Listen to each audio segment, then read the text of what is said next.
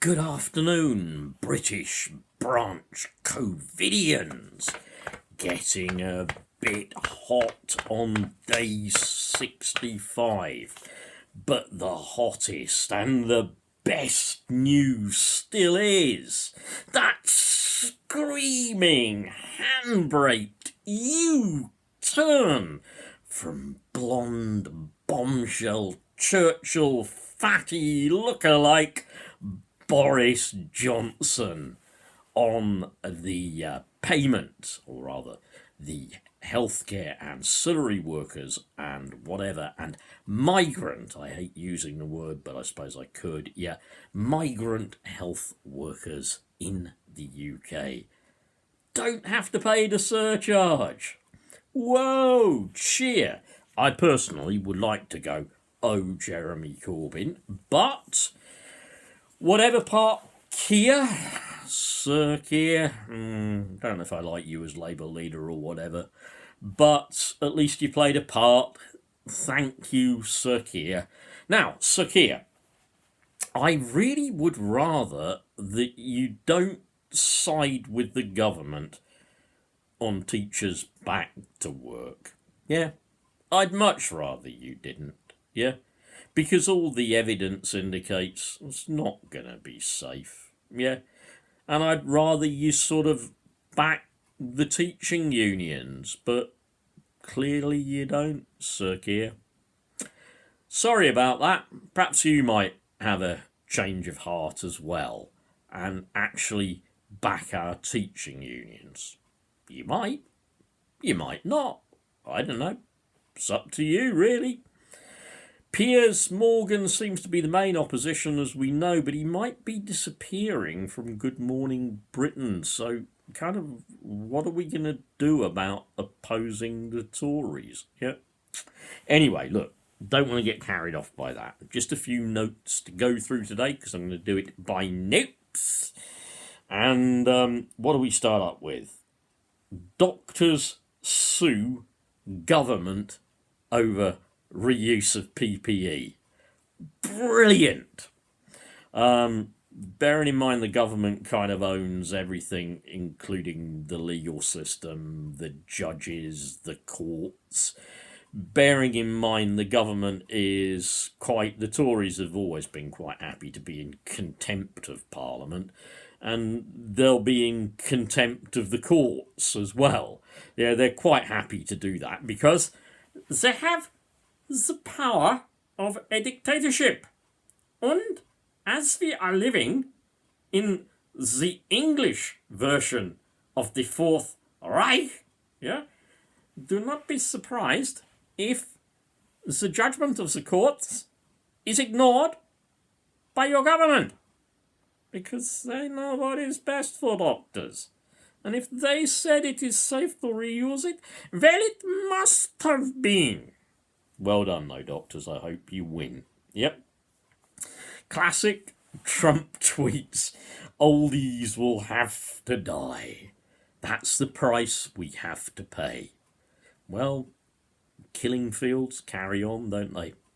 But, that's just the price we're going to have to pay. And that's all been... And then he attempts to bury advice given by the CDC.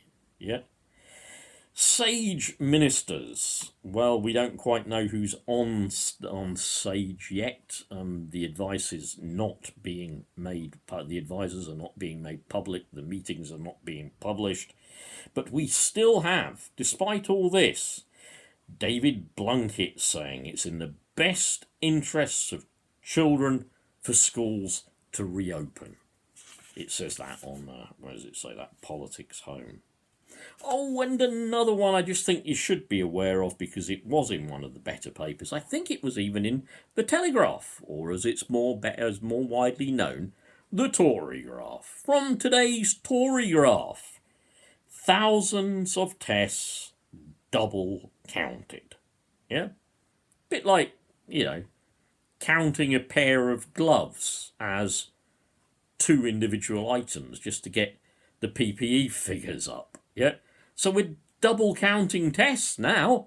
Oh, that's going to be looking great for track and trace, isn't it? Test, track and trace, all going to be there for you. All those tests going to be ready, but they're still double counting them. Another means of Tory lying. Hancock sings the praises. One night in Wangcock sings the praises of Dido. I thought Dido was a band. No, turns out not. Dido Harding. She's a baroness.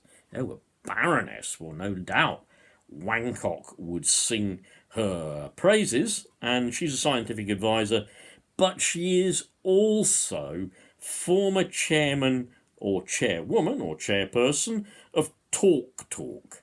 She studied with Cameron Hammer-on, and when she was kind of in charge and whatever at Talk Talk, 175,000 of their users had their data stolen. That included bank details, and she was forced to admit that not all of her customers' data was encrypted. So there you go. Dido. These are the kind of people that are advising the government. These are the kind of scientists now. When the chief medical advisors and whatever are going, no, don't reopen the schools. You're just reopening another vector of infection. We haven't got a test, track and trace available yet.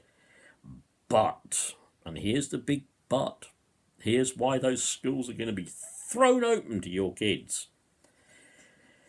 Because parents, you are needed back at the workface.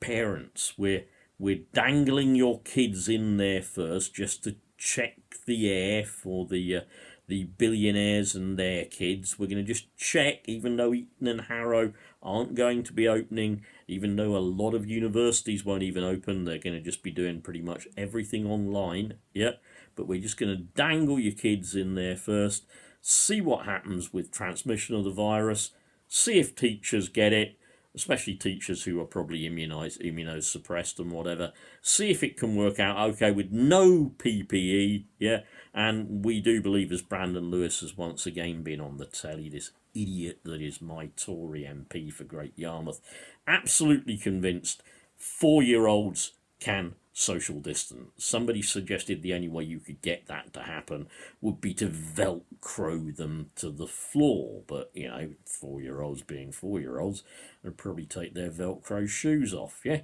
How are you going to social distance 4-year-olds then, Brandon? Yeah? Probably some dodgy advice from so-called educationalists or medical experts or whatever said that you can do that. They can learn all about washing their hands while singing God Save the Queen or something, yeah? Okay, so what can I say? Gonna end today still celebrating that massive U-turn, saying we need another U-turn, and of course quoting a favourite who was always on about U-turns.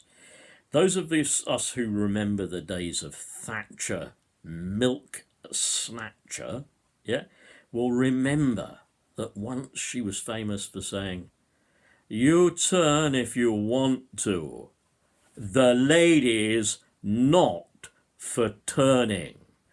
It was a cryptic reference to a play in which was called The Ladies, or there was a line saying the ladies not for burning, but Thatcher, the ladies not for burning, not for turning. Well, she could have been for burning. I'm sure the miners would have liked to have seen her up for burning.